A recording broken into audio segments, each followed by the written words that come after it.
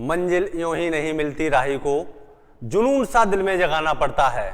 पूछा चिड़िया से घोंसला कैसे बनता है, वो बोली तिनका तिनका उठाना पड़ता है। नमस्कार साथियों, फोकस फ्यूचर के ऑनलाइन प्लेटफॉर्म में मैं अखिलेश कुमार आपका हार्दिक स्वागत करता हूं। साथियों, हमने अभी क्लास में एक मॉक टेस्ट लिया था profit and loss and discount का।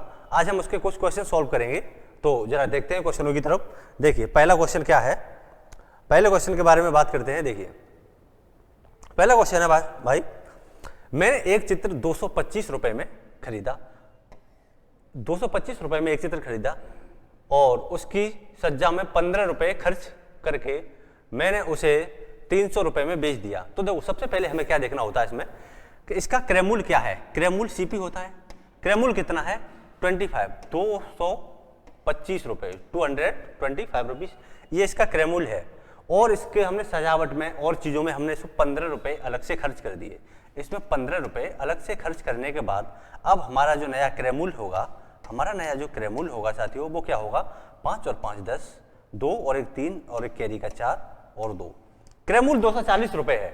अब हमारी वस्तु का क्रय मूल्य 240 रुपए है और इस वस्तु को हमने बेच दिया कितने रुपए में, 300 रुपए में बेच दिया। इस वस्तु को हमने 300 रुपए में बेच दिया। सेलिंग प्राइस क्या हुआ, इसको बेच दिया। अब क्या होता है, ये पूछा गया है, तो उसका लाभ प्रतिशत क्या होगा।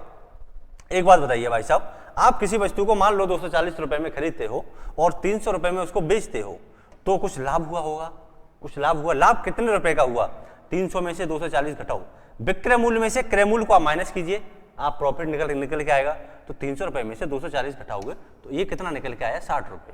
60 रुपए का लाभ हुआ कितने पर, क्रय मूल्य पर। लाभ हो या हानि हो जो भी होती है वो किस पर होती है, हमारी क्रय मूल्य पर होती है।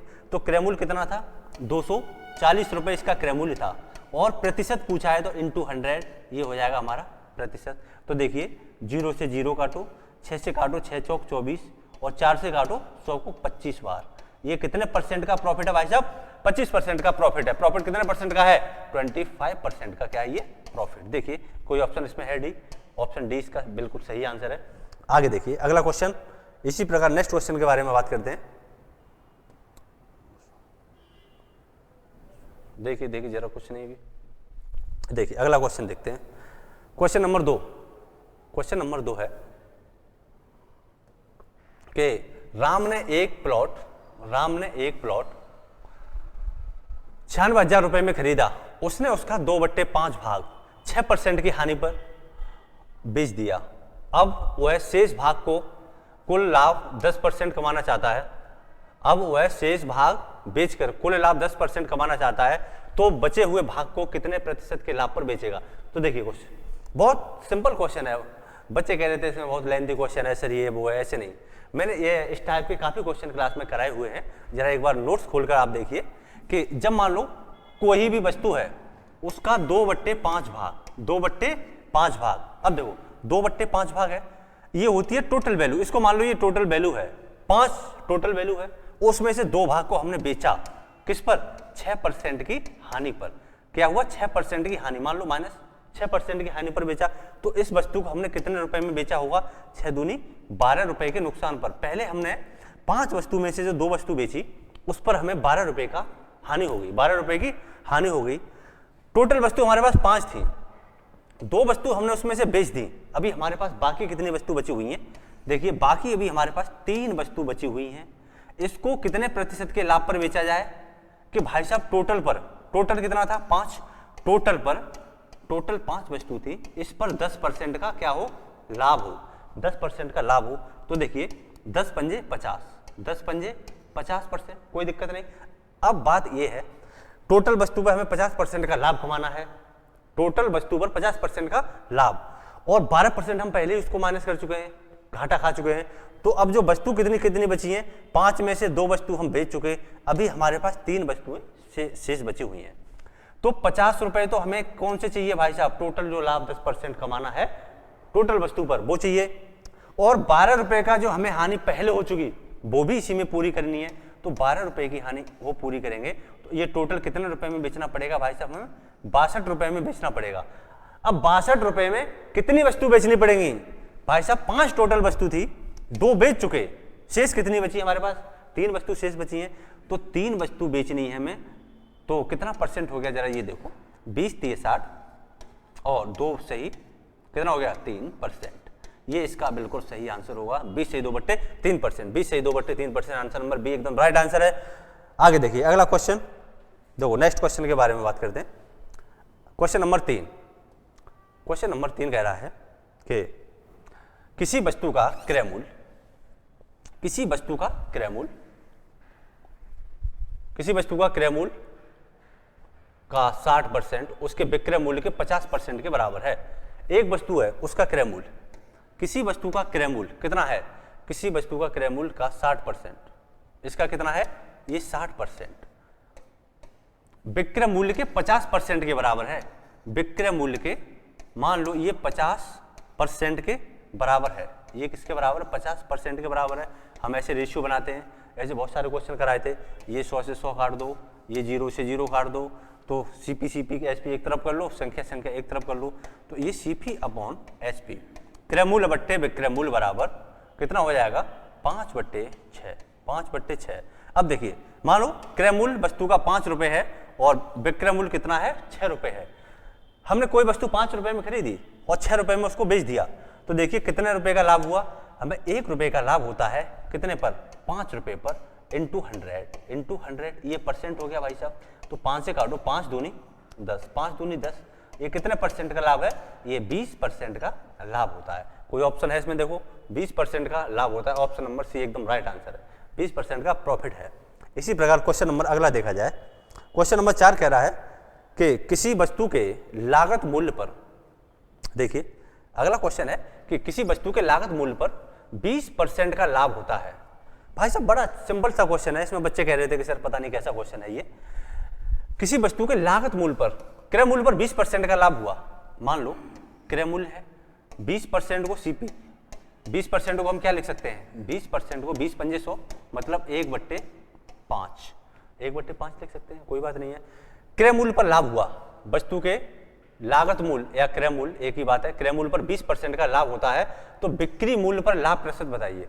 अब एक बात बताओ, किसी वस्तु का क्रय मूल्य 5 रुपए है और ये प्रॉफिट कितना हुआ, 1 रुपए का प्रॉफिट हुआ, ये CP है, ये क्या है प्रॉफिट है। तो 5 रुपए की चीज को हमने जब 6 रुपए में बेचा होगा तभी तो 1 रुपए का प्रॉफिट हुआ होगा। तो 5 रुपए की चीज को हमने 6 रुपए में बेचा होगा तो 1 रुपए का प्रॉफिट हुआ। तो ये पूछ रहा है कि विक्रय मूल्य पर प्रॉफिट बताइए, तो विक्रय मूल्य कितना हो गया इसका 6 रुपए और परसेंट पूछा है तो इंटू 100, तो 2 से काटो, 2 3 6 और ये काटो 2 से काटो 50 बार, कोई दिक्कत नहीं। आगे देखो 50/3 को क्या लिख सकते हैं, 16 से ही 2/3%, 16 से ही 2/3% का क्या होता है इसमें लाभ होता है। और कोई दिक्कत भाई साहब, कौन आंसर है कोई, 16 से ही 2/3%, पहला ऑप्शन एकदम राइट आंसर है। आगे देखिए क्वेश्चन नंबर नेक्स्ट अगले की बात करते हैं कि कई तरीके से मैंने ऐसे क्वेश्चन करा रखे थे आप लोगों को, बस यही दिक्कत है कि आप नोटबुक खोलकर नहीं देखते, और कोई समस्या नहीं है, रिवीजन करते रहिए। अगला क्वेश्चन है कि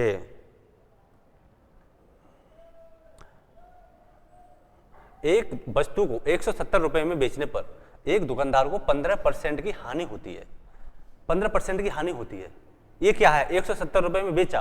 देखो क्वेश्चन कई तरीके से कर सकते हैं, हमने एक वस्तु को बेच दिया मतलब सेलिंग प्राइस कितने रुपए में, 170 रुपए में इसको बेचा, कोई दिक्कत नहीं है, तो उसको हानि हुई 15% की हानि हुई।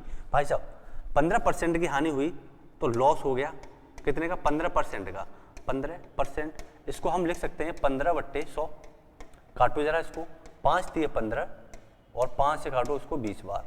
कहने का मतलब ये, मान लो कि 20 रुपए वस्तु का क्रय मूल्य है, 20 रुपए मान लो वस्तु का क्रय मूल्य है, CP है, और इसको हमने 30 रुपए के लॉस पर बेचा, तो कितने में बेचा होगा, 17 रुपए में बेचा होगा, ये सेलिंग प्राइस हो जाएगा। अब सबसे पहले इसमें निकालो कॉस्ट प्राइस क्या है। कॉस्ट प्राइस कैसे निकालोगे, ये विक्रय मूल्य दे रखा है कितना, 17 रुपए की चीज, ये वैल्यू 17 नहीं है, ये दे रखा है 170 रुपए, ये कितने गुना है, ये 10 गुना है, इसको भी कर दो आप 10 गुना, तो ये कितना होगा 20 × 200, 20 × 200, ये 200 रुपए उसका क्रय मूल्य है। वस्तु का क्रय मूल्य कितना है, 200 रुपए वस्तु का क्रय मूल्य है। अब बोला क्या आगे देखिए, उसने उसे 20% लाभ पाने के लिए उस वस्तु को कितने रुपए में बेचना चाहिए। अब देखो 200 रुपए वस्तु का क्रय मूल्य है, 20% का लाभ प्राप्त करना है तो कितने रुपए में बेचना चाहिए, तो 200 का निकाल दीजिए आप भाई साहब, 200 का 120% निकाल दो, 20% लाभ पाने के लिए 120/100, तो 2 जीरो से 2 जीरो काटो, 12 दूनी 24, 12 दूनी 24, मतलब उस वस्तु को वह व्यक्ति 240 रुपए में बेचेगा, तब उसको कितना लाभ होगा? 20% का लाभ होगा। तो कोई ऑप्शन है इसमें? ऑप्शन नंबर बी एकदम राइट आंसर है। बताओ क्या था इस क्वेश्चन में? आगे देखिए, क्वेश्चन नंबर नेक्स्ट की बात करते हैं। अगला क्वेश्चन देखिए, क्वेश्चन नंबर 6 कह रहा है कि ए ने एक कंप्यूटर सिस्टम को 40,000 रुपए में, ए ने एक कंप्यूटर सिस्टम को 40,000 रुपए में खरीदा था। ए ने एक कंप्यूटर सिस्टम खरीदा, क्रय मूल्य है उसका। एक ने एक कंप्यूटर को खरीदा सीपी कितने में? 40,000 रुपए में खरीदा, कोई दिक्कत नहीं होगी इसमें। आगे क्या हुआ? उसने बी को 4% की हानि पर बेच दिया। ए ने बी को 4% की हानि पर बेच दिया। देखो, कोई व्यक्ति ए है और ये बी को कोई वस्तु को बेच रहा है, कितने रुपए में बेच रहा है? 4% की हानि पर। 4% को क्या लिख सकते हैं? 4% को 1/25, 4/100 करोगे तो 1/25, 25 हो गए 100। कहने का मतलब ये है कि 25 रुपए की वस्तु को ए ने बी को 24 रुपए में बेच दिया होगा, इसमें कोई दिक्कत नहीं है ना। अब बोल रखा है कि ए ने इस वस्तु को कितने में खरीदा है? देखो, ए ने इस वस्तु को 40,000 रुपए में खरीदा है। कितने में? 40,000 रुपए में खरीदा है, कोई दिक्कत नहीं। तो बताओ बी ने इस वस्तु को कितने में खरीदा होगा? बी ने इस वस्तु को कितने में खरीदा होगा? तो देखो 25 से करूँ, ये कितने गुना हो गया? देखो 25 गुना 24 कर दूं, 5 पंजे 25 और 5 अट्ठे 40, 5 से काटो तो 16 बार गया, ये 1600 हो गया। कितना? 1600 गुना। ये भी कर दो 1600 गुना।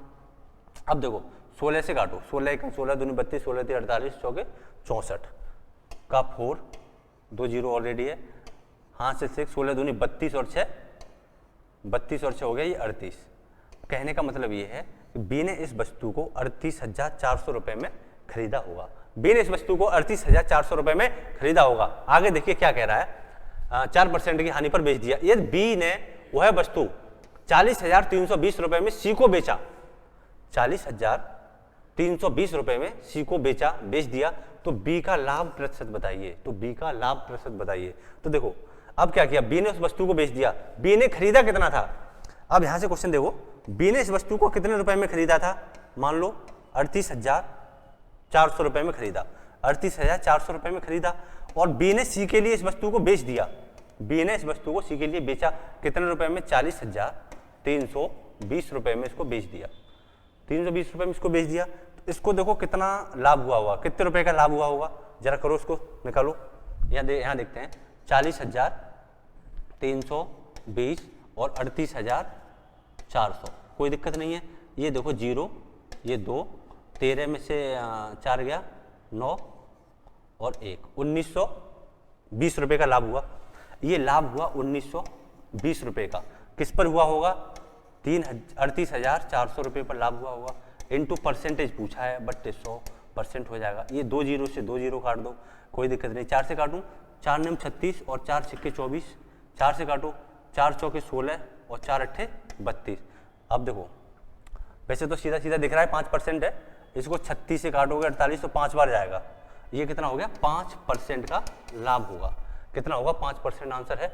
आंसर नंबर डी एकदम बिल्कुल सही आंसर है इस क्वेश्चन का। आगे देखिए क्वेश्चन नंबर अगला। और भी क्वेश्चन हम इसको कई तरीके से कर सकते हैं, पर हमने क्लास में ऐसे क्वेश्चन काफ़ी किए हैं। देखो अगला क्वेश्चन है, क्वेश्चन नंबर 7 की बात करते हैं। क्वेश्चन नंबर 7 क्या कह रहा है, इसको पढ़िए जरा। क्वेश्चन नंबर 7 कह रहा है कि ए ने बी को 4800 रुपये में, ए ने बी को 4800 रुपये में एक घोड़ा बेचा, जिस पर उसे 20% की हानि हुई। जिस पर उसे 20% की हानि हुई। बी उसे सी को कितनी कीमत पर बेचता है कि ए को 15% का लाभ होता है। तो बी को कितना अभिलाभ हुआ? तो बी को कितना अभिलाभ हुआ? तो देखिए सबसे पहले हम इस क्वेश्चन को कैसे करेंगे। ए ने बी को 4800 रुपये में एक घोड़ा बेचा, जिस पर उसे 20% की हानि हुई। एक चीज देखो, ए ने एक वस्तु बेची, किसको? बी के लिए बेची। बी के लिए बेची होगी तो 20% का लाभ हानि होगी। 20% की हानि हुई तो 20% को क्या लिख सकते हैं? 20 पंजे 100, 1/5, मतलब 5 रुपए की चीज को ए ने बी को 4 रुपए में दे दिया होगा। कोई दिक्कत नहीं। ए ने बी को 4800 रुपये में एक घोड़ा बेचा, 4800 रुपये में बेचा ए ने बी के लिए। तो ये वैल्यू किसकी दे रखी है? बी की। 4800 रुपये कितनी होगी? ये 4800 रुपये।